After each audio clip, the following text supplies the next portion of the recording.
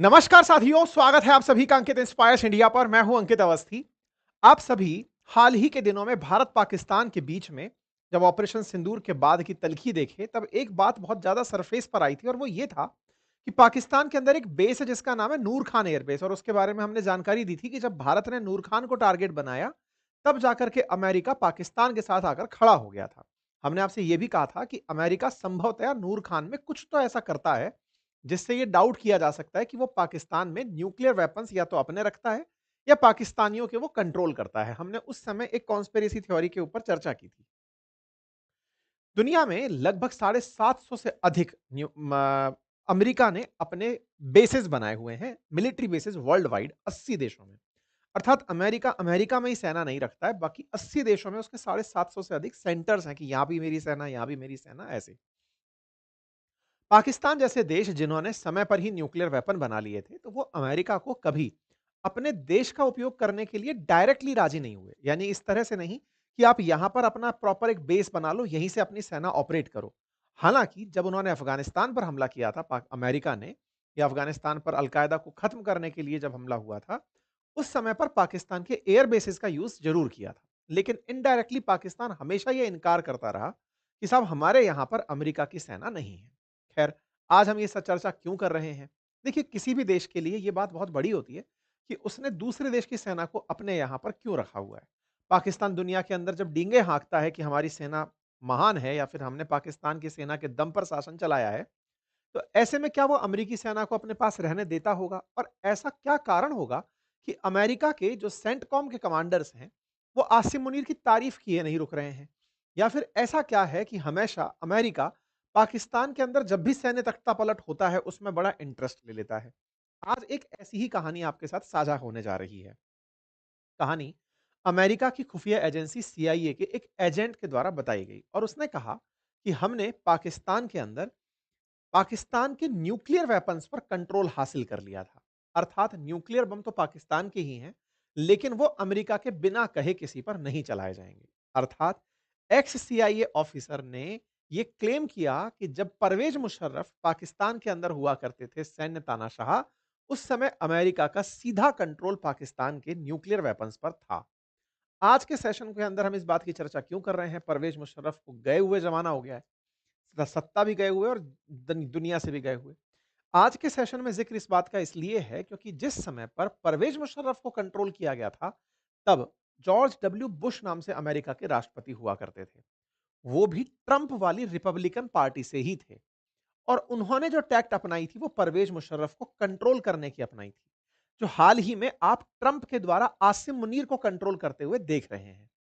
इनके द्वारा आरोप लगाया गया, सीआईए के एजेंट के द्वारा आरोप किया, इन्होंने पूरी तरह से रिवील किया सीक्रेट, और कहा कि हमने परवेज मुशर्रफ को काफी मोटे पैसे में कंट्रोल किया था। यानी कि काफी सारा पैसा देकर के हमने उनके न्यूक्लियर वेपन्स पर कंट्रोल हासिल किया था। यही सेम कहानी तो आजकल आप होती हुई देख रहे हैं कि आसिम मुनीर को डोनाल्ड ट्रंप बुलाकर जिस तरह से पुचकार रहे हैं, ये बिल्कुल वही बात है कि पार्टी की एक लीगेसी है, उसे पता है कि पाकिस्तान के सैन्य जो तो अफसर होते हैं ये बिकाऊ होते हैं। पहले परवेज मुशर्रफ को पाकिस्तान अमेरिका ने खरीदा था, और इस बार आसिम मुनीर को। तो क्या वाकई में इस समय भी पाकिस्तान के न्यूक्लियर वेपन्स अमेरिका कंट्रोल करता है, और भारत ने उनके उन्हीं ठिकानों को हाल ही में निशाना बनाया था, जिसके चलते भाई साहब बिरचे हुए हैं और ये प्यार में पड़े हुए हैं? खैर, आगे चलते हुए विश्लेषण करेंगे सब बातों का डिटेल में, लेकिन याद दिला दें, आखिरी दिन है आज हमारे कोर्सेज का। अगर आप चाहते हैं अपनी पाठशाला और बातें बाजार की से कोर्सेज लेना, तो हमारे कोर्सेज को आप अपने साथ में पुस्तकों के साथ अपनी पाठशाला और बातें बाजार की से ऑफर को ले सकते हैं। ऑफर्स कल समाप्त हो रहे हैं। साथियों, पाकिस्तान के पूर्व राष्ट्रपति परवेज मुशर्रफ पर अमेरिका के एक गुप्त एजेंट, जो कि सीआईए के पूर्व अफसर हैं, जिनका नाम जॉन किरियाकू है, उन्होंने हाल ही में एक इंटरव्यू दिया भारत के अंदर न्यूज एजेंसी एएनआई को। और एएनआई को इंटरव्यू देते हुए उन्होंने बताया कि हमने किस तरह से परवेज मुशर्रफ को कंट्रोल किया हुआ था। आइए अब थोड़ा थोड़ा सा किरदार परिचय कर लेते हैं। सबसे पहले किरियाकू की बात कर लेते हैं कि किरियाकू कौन है। देखिए, किरियाकू 2013 में सुर्खियों में आए थे ये कहते हुए कि एक जासूस जो बहुत बोलता है। देखिए, जनरली जासूसी का काम, जो आपने फिल्मों में भी देखा होगा, इन्हें कहा जाता है कि आपको गुप्त जिंदगी जीनी है। आपको अपने जीवन का परिचय सबको नहीं देना है। गुप्त जिंदगी जीने वाले ये जो जासूस हैं, इन जासूसों की कहानी अगर पब्लिक होने लगे, तो ना जाने कितने देशों के भेद खुल जाएंगे। किरियाकू ने अपनी नौकरी से इस्तीफा देकर भेद खोलकर ही अपने आप को राइटर, स्पीकर, स्टोरी टेलर बनाना स्वीकार किया। लेकिन जब भेद खोले तो इन्हें पनिशमेंट भी मिला। जॉन किरियाकू बहुत सारे एजेंसीज में, अखबारों के अंदर छपते रहे हैं, क्योंकि ये सीआईए, जो कि अमेरिका की गुप्त एजेंसी है, जैसे भारत की आरएडब्ल्यू है, बिल्कुल वैसे ही अमेरिका की जो गुप्तचर एजेंसी सीआईए है, उसके विसिल ब्लोअर की तरह काम करते रहे, दुनिया को बताते रहे कि सीआईए किस तरह से काम करता है। इन्होंने लोगों को बताया कि भाई, मतलब इतना तक इन्होंने बता दिया कई न्यूज़ एजेंसीज़ को कि ये पर्टिकुलर प्रकार का जो पनिशमेंट है, ये इस अधिकारी के द्वारा दिया जाता है, जिससे सीआईए के कई एजेंट्स के नाम ओपन हो गए, जिसके चलते इन्हें 2 साल की सज़ा दी गई थी। अर्थात ये इंटेलिजेंस मतलब ऑफिसर रहे हैं, और इनकी इंटेलिजेंस के कारण, इनके रिवील होने के कारण इन्हें पनिशमेंट भी मिला है। इन्होंने वाटर बोर्डिंग की जाती है, ये जानकारी पब्लिक कर दी थी। वाटर बोर्डिंग क्या होती है? अपराधियों को पकड़कर उनके मुंह पर कपड़ा लगाकर लगातार पानी डाले जाना, और उस पानी की वजह से घुटन इस तरह से होती है अपराधी को कि वो पानी में डुबो करके उसका जी घोटा जा रहा है मारने के लिए। इस तरह का जो टॉर्चर है, ये सीआईए द्वारा किया जाता है। सीआईए इन जनरल पब्लिक में ये इनकार करता था कि हम वाटर बोर्डिंग करते हैं, लेकिन इन्होंने रिवील कर दिया था कि अमेरिका की गुप्तचर एजेंसी वाटर बोर्डिंग करती हैं। इनके द्वारा जब ये जानकारी वाटर बोर्डिंग पर दी गई कि एक अलकायदा के प्रिजनर के साथ ऐसा हुआ था, तो इन्हें मानवाधिकार संगठनों के द्वारा क्रिटिसाइज होना पड़ा था। इन्होंने बकायदा एक न्यूज़ चैनल को उस आदमी का नाम भी रिवील कर दिया जो सीआईए के अंदर वाटर बोर्डिंग करता था, तो इसके चलते इन्हें जेल हुई थी 2 साल की। ठीक है साहब? तो किरियाकू ने अल-कायदा के अंदर एक आतंकी था जिसका नाम था अबू जुबैदा, उसके बारे में जानकारी दी थी सब लोगों को कि अबू जुबैदा का वाटर बोर्डिंग हुआ है, और इस बारे में सीआईए की बहुत ज़्यादा भार भत्सरना हुई थी कि जहाँ तो ये मानवाधिकार की बातें करते हैं और दूसरी तरफ ये ऐसी हरकत करते हैं। अबू जुबैदा के बारे में फिर जब अबू जुबैदा ने बताया कि उसे 83 बार सीआईए ने वाटर बोर्ड किया था, ताकि उससे ये जानकारी उगलवा सकें कि कहाँ पर ओसामा बिन लादेन है। ठीक है साहब। यानी कि ये वो आदमी है जो वाक़ई में खबरें रखता है, सीआईए की गुप्त जानकारी बाहर निकालता है, और अपनी जानकारियों के चलते जेल भी जाता रहा है। इसी व्यक्ति के द्वारा हाल ही में जानकारी रिवील की गई मुशर्रफ के बारे में, और जब रिवील की गई तो भारत की मीडिया में हाथों हाथ सुर्खी बन गई। खैर, इसकी सूचना आप ये भी देख सकते हैं, 30 महीने की जब इन्हें सजा हुई थी, इन्होंने हाल ही में मुशर्रफ पर बयान दिया। अब मुशर्रफ का भी थोड़ा-सा परिचय ले लीजिए। देखिए, मुशर्रफ पाकिस्तान के सैन्य तानाशाह थे, लेकिन सैन्य तानाशाह कब बने होंगे? जब जैसे आज आसिम मुनीर सेना अध्यक्ष थे और उसके बाद फील्ड मार्शल बने, ऐसे ही आज जैसे शहबाज शरीफ पाकिस्तान में प्रधानमंत्री हैं, शहबाज शरीफ से मतलब शहबाज शरीफ के जो बड़े भाई नवाज शरीफ हैं, नवाज शरीफ के टाइम पर परवेज मुशर्रफ को सेना अध्यक्ष बनाया गया था। मतलब आज से उस समय को बड़ा ही रिलेट करके आप समझिएगा, तो आज कहानी में बड़ा इंटरेस्ट आएगा। परवेज मुशर्रफ जैसे आज आसिम मुनीर शहबाज शरीफ के लिए सब कुछ हैं, ऐसे ही नवाज शरीफ के लिए परवेज मुशर्रफ उस समय के सब कुछ प्रकार से सेना अध्यक्ष हुआ करते थे। कब की बात है? 97-98 के अराउंड की बात है ये। 97-98 में नवाज शरीफ सत्ता में थे और परवेज मुशर्रफ को इन्होंने सेना अध्यक्ष बनाया था। लेकिन परवेज मुशर्रफ के एस्पिरेशंस बहुत ऊपर थे। वो शासन को पूरी तरह से कंट्रोल करना चाहते थे। जैसे इस समय पर शहबाज शरीफ आसिम मुनीर के साथ फील करते हैं। आसिम मुनीर ही फ्रंट फेस हैं पाकिस्तान की सरकार के। आज जहां भी वो जाते हैं, चाहे अमेरिका की बात हो, चाहे चाइना की बात हो, आसिम मुनीर पहले होते हैं, फिर शहबाज शरीफ को ट्रीट किया जाता है। या फिर ये कहिए कि शहबाज शरीफ ने नवाज शरीफ से सीख रखा है कि आसिम मुनीर के साथ हमेशा बने रहना है, उसके खिलाफ नहीं चलना है, अदरवाइज सत्ता गिरा देगा। ये पाकिस्तान में पुराने ट्रेड रहे हैं। अच्छा, शहबाज परवेज़ मुशर्रफ के बारे में थोड़ा ऐतिहासिकता भी जान लीजिए। ऐतिहासिकता ये है कि इनका जन्म भारत में ही हुआ था, जब भारत विभाजित नहीं हुआ था। भारत के विभाजन के बाद ये मतलब पहले दिल्ली में ही जन्म हुआ था, उसके बाद ये पाकिस्तान चले गए। इनके पिताजी एक बड़े अधिकारी हुआ करते थे, और ये सब तमाम जानकारियाँ हैं जो जिससे आपका कोई ख़ासा लगाव नहीं होना चाहिए। ख़ैर, फिलहाल के लिए परवेज़ मुशर्रफ को आप जॉर्ज डब्ल्यू बुश के साथ देख करके जो बात मैं कहने जा रहा हूँ, उससे आप थोड़ा तार जोड़िएगा। देखिए, कहानी कुछ इस तरह से है कि भारत पाकिस्तान के बीच के संबंधों में काफी ज्यादा तल्खी आई हुई थी। नवाज शरीफ प्रधानमंत्री हुआ करते थे। 1999 में भारत की तरफ से अटल जी ने लाहौर के लिए बस यात्रा की थी। अटल बिहारी वाजपेयी जी ने जब लाहौर की बस यात्रा की, उस समय नवाज शरीफ ने उनका वार्म वेलकम किया और भारत पाकिस्तान के बीच से बीच के रिश्तों में थोड़ी-सी गर्माहट आने लगी। एक तरह से कहिए कि बर्फ जमी हुई थी, वो पिघलने लगी। दोनों देश एक साथ फिर से दोस्ती की राह पर, अमन-चैन की राह पर चलने के लिए तैयार हुए। अटल जी के द्वारा बस की जो यात्रा की गई, वो इस व्यक्ति को पसंद नहीं आई। 1999 में ही अटल जी के द्वारा अराउंड फरवरी में यात्रा की गई थी। इस व्यक्ति ने पीछे से कॉन्स्पिरेसी करना शुरू किया और इस व्यक्ति ने, जब ये सेनाध्यक्ष हुआ करता था और नवाज शरीफ प्रधानमंत्री हुआ करते थे, इसने सेना को बोलकर एक प्लान बनाया और वो ये कि हम भारत की कारगिल चोटी पर पूरी तरह से कब्जा कर लेंगे। इंटरेस्टिंग फैक्ट है और आज तक इस तरह से ही माना जाता है कि नवाज शरीफ को भी यह नहीं पता था कि परवेज मुशर्रफ कारगिल के ऊपर कब्जा करने का प्लान कर रहे हैं। या फिर आप ये कहिए कि सेना अपने आप को बेरोजगार समझने लगी थी कि अगर भारत पाकिस्तान के बीच मित्रता हो गई तो फिर युद्ध का कोई अस्तित्व ही नहीं बचेगा, तो सेना को वैल्यू कौन देगा। कहते हैं कि पाकिस्तान में सेना खुद युद्ध में उलझा के रखती है पाकिस्तान को, ताकि उसे बड़ा बजट मिलता रहे और पाकिस्तानी इस तरह से खुश रहे कि हमारी सेना कुछ कर रही है। तो परवेज मुशर्रफ ने इस शांति के प्रस्ताव के 3 महीने के भीतर भीतर ही कारगिल तक अपनी सेना की पहुंच बना दी थी। फिर तो आपको पता ही है कि कारगिल का युद्ध हुआ और जब कारगिल का युद्ध हुआ तो कारगिल के युद्ध में इनकी हार हुई। इनकी हार को नवाज शरीफ ने पब्लिक कर दिया और नवाज शरीफ ने कहा कि देखो, ये हार मेरी नहीं है, परवेज मुशर्रफ की हार है। नवाज शरीफ ने पब्लिकली ये कहा कि मैं इसके लिए तैयार नहीं था, मुझे बताया ही नहीं गया। जिस परवेज मुशर्रफ को सेना अध्यक्ष नवाज शरीफ ने बनाया, वो नवाज शरीफ पब्लिकली परवेज मुशर्रफ को क्रिटिसाइज करने लगे। कहने लगे कि परवेज मुशर्रफ की वजह से पाकिस्तान हार गया। कहने लगे कि पाकिस्तान में इस व्यक्ति ने सरकार के पैरेलल सरकार चला रखी है। कोई बात नहीं।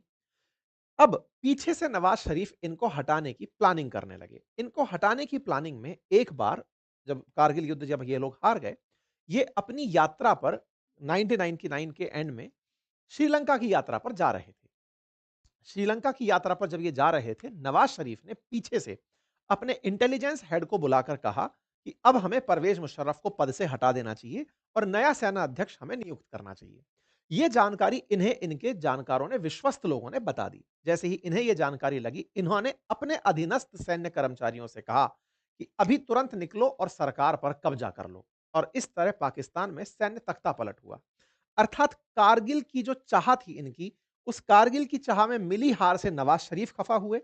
नवाज शरीफ ने इन्हें हटाना चाहा, इन्होंने सेना को आदेश देकर नवाज शरीफ को हटा दिया और खुद जाकर सेना पर कब्जा कर लिया या फिर देश पर कब्जा कर लिया। और तब से ये तानाशाह के रूप में पाकिस्तान में सैन्य तख्ता पलट के बाद रहने लगे। इस पूरी कहानी में इन्होंने दोष पूरा नवाज शरीफ पर डाल दिया कि हम कारगिल जीत जाते, लेकिन नवाज शरीफ के चलते हमें कारगिल से हारना पड़ा। दोनों एक दूसरे पर आरोप प्रत्यारोप करते रहे। नवाज शरीफ को देश निकाला दे दिया गया। 40 लोगों को नवाज शरीफ समेत देश से बाहर भेज दिया गया कि तुम अब यहां नहीं रह सकते। मुशर्रफ शासन में आ गए। लेकिन जब भी पाकिस्तान में कोई सैन्य शासन आता है, अमेरिका उस पर अपना नियंत्रण रखता है। बड़ा ही कोइंसिडेंस देखिए, सितंबर 2001 में अमेरिका में आतंकी हमला हो जाता है। अल-कायदा के द्वारा 9/11 का हमला कर दिया जाता है। 2001 में ही भारत के अंदर दिसंबर में संसद पर हमला हो जाता है। अर्थात परवेज मुशर्रफ, जो डेस्परेट फेलो थे, जो कारगिल पर विजय प्राप्त करने के लिए लड़ाई लड़ रहे थे, उसमें मिली हार से इतने बौखलाए हुए थे कि उन्होंने अमेरिका पर हुए आतंकी हमले को बावजूद भी भारत की संसद पर हमला कर दिया था। भारत की संसद के हमले के बाद भारत ने तैयारी की कि हम पाकिस्तान को मिटा देंगे। कहते हैं कि उस समय भारत ने ऑपरेशन पराक्रम चलाया और पराक्रम में सैन्य अभ्यास किया। दुनिया ये मानने लगी थी कि भारत पाकिस्तान के बीच में युद्ध होगा। इस लेवल की तैयारियां थी कि पाकिस्तान के अंदर जो अमेरिकी एम्बेसी है, वहां से कर्मचारियों को निकलवाना शुरू हो गया था। अमेरिका ने अपने कर्मचारियों से कहा कि निकल जाओ पाकिस्तान से, भारत पाकिस्तान में कभी भी युद्ध हो सकता है। लेकिन उस समय परवेज मुशर्रफ अमेरिका से बिल्कुल वही सेटिंग करने में कामयाब हो गए जो आसिम मुनीर इस समय पर कामयाब हुए ट्रंप के साथ। अक्सर जैसे ऑपरेशन सिंदूर के बाद पाकिस्तान अमेरिका की दोस्ती बढ़ी, ऐसे ही परवेज मुशर्रफ के समय पर दिसंबर में हुए जो संसद पर हमला था, उसके बाद परवेज मुशर्रफ और डब्ल्यू बुश के बीच में नजदीकी बढ़ी। डब्ल्यू बुश अफगानिस्तान पर हमला करना चाहते थे और परवेज मुशर्रफ भारत से बचना चाहते थे। ऐसे में दोनों के बीच में सेटिंग होती है। इन्हें पैसे का लालच दिया जाता है कि हम तुम्हारी जमीन का उपयोग अफगानिस्तान के लिए करेंगे और तुम्हें भारत के हमले से बचाएंगे। लेकिन तुम्हें एक हमें वादा करना होगा, तुम्हारे न्यूक्लियर वेपन्स पर हमारा कंट्रोल होगा। कहते हैं कि इस व्यक्ति ने सारा की सारा कंट्रोल जॉर्ज डब्ल्यू बुश प्रशासन को दे दिया था। ये बात सारी की सारी जिस व्यक्ति ने बोली, उनका नाम है जॉन किरियाकू, जो कि सीआईए ऑफिसर थे, फील्ड ऑफिसर थे पाकिस्तान के अंदर। यानी कि इनकी बात में तर्क हो सकता है, तथ्य हो सकता है, विश्वास किया जा सकता है और आज के सेशन में मतलब आज के समय पर आप इस बात को रिलेट कर सकते हैं। ये परवेज़ मुशर्रफ हैं और इनका जितना भी इतिहास है वो मैंने आपको बोल कर के सुनाया, बताया कि कैसे इनके साथ में पूरी कहानी रची गई थी। ख़ैर, इस बात को जॉन किरियाकू द्वारा इस तरह से बताया गया कि जॉर्ज डब्ल्यू बुश ने इनको इस तरह से हेल्प किया ताकि वो इसका यूज़ कर सकें भारत से बचने के लिए पाकिस्तान को बचा सकें और अफगानिस्तान में इनका यूज किया जा सके। कहते हैं जॉन किरियाकू का खुद का बयान है कि हमें यकीन था कि साल 2002 में भारत पाकिस्तान का युद्ध होगा। इसके चलते पाकिस्तान के अंदर जो अमेरिकी परिवार थे उनको बाहर निकाल दिया गया था। खैर जो भी था, इसी बीच में पाकिस्तान के परमाणु वैज्ञानिकों को सऊदी ने बचाने का वचन दिया। सऊदी ने कहा कि अब्दुल कादिर खान जैसे भारत के अंदर न्यूक्लियर साइंटिस्ट, हम भाभा के बारे में बात करते हैं या फिर हम अब्दुल कलाम साहब के बारे में बात करते हैं, बड़े साइंटिस्ट के बारे में। ऐसे कादिर खान उनके न्यूक्लियर जनक माने जाते हैं। कहा जाता है कि उनके चलते न्यूक्लियर बॉम्ब बना था। तो सऊदी अरब ने अमेरिका से कहकर इस पर सैंक्शन नहीं लगने दिए, इसको बचाने का प्रयास किया। जॉन किरियाकू एक बात और बताते हैं कि पाकिस्तान उस समय डबल गेम खेल रहा था और डबल गेम में जिस समय अल-कायदा के अंदर ओसामा बिन लादेन थे और उनको मारने के लिए पूरी तैयारी कर ली थी अमेरिकी फोर्सेस ने। उस समय ओसामा बिन लादेन कुछ पहाड़ियां थी जिन्हें तोरा बोरा की पहाड़ी कहते हैं, वहां फंसा हुआ था। अमेरिकी सेना वहां पहुंच गई थी, लेकिन अमेरिकी जनरल जो वहां पर अपॉइंटेड था, उस अमेरिकी जनरल को यह जानकारी थी कि तोरा बोरा की पहाड़ियों में वर्ष 2001 में ही युद्ध होते ही शुरुआत में ही इसको खत्म किया जा सकता था। लेकिन हुआ यह कि इस समय पर जब सितंबर के अक्टूबर में ही यह हमला हुआ, तो जनरल ने वहां पर एक लोकल ट्रांसलेटर हायर किया था और जो लोकल ट्रांसलेटर था, जो कि अफगानिस्तान के लोगों को अमेरिकी भाषा ट्रांसलेट करके सुनाता था और अफगानिस्तानियों की भाषा को जनरल को सुनाता था, जो अमेरिकी जनरल वहां पोस्टेड थे, वो अलकायदा का ही हैंडलर था। और उस व्यक्ति ने जनरल को बोलकर तोरा बोरा की पहाड़ियों में रात को हमला होने से रोका। बोले साहब अभी बच्चे और महिलाएं सो रहे हैं, बहुत से लोग मारे जाएंगे, ओसामा बिन लादेन तो मिल जाएगा, लेकिन उसके साथ बहुत से लोग मारे जाएंगे। आप रात का इंतजार करिए, सुबह इस पर हमला करिएगा, तब तक महिलाएं और बच्चे यहां से निकल जानी चाहिए।